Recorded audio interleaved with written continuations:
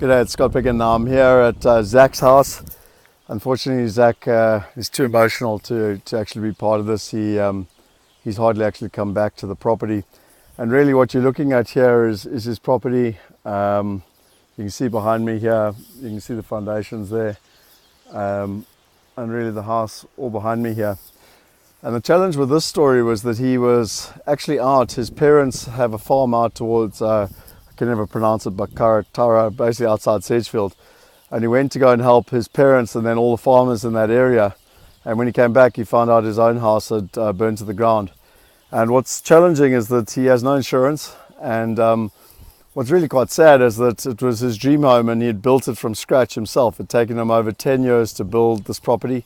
As he said to me, it was a real man cave. It had everything in it. His kite surfers, his mountain bike, all his memories on hard drive and film, etc.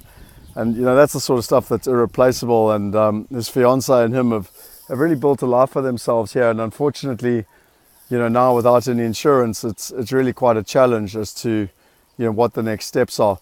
Luckily for himself, his parents have actually been helped by the gift of the givers. If you've watched the Carte Blanche show, you know, he was really worried about his parents. And equally, when he came here to try and save things afterwards, unfortunately lost his cat in the process as well. And we actually saw him the day after the fires. All he was trying to do was find blankets for his dogs, who, you know, obviously very cold and traumatized, etc. So really, this is another one of those families that really needs your help. Real people needing real solutions here in Knysna. And I went for a mountain bike ride with him yesterday just to kind of understand, you know, how we could help and what we could do. I mean, even his fiancé is up in Africa somewhere and he needs a break. And I was actually like, well, can we not just help you go on holiday and go and spend some time with her? Maybe you guys just need some time away from all the trauma that is here.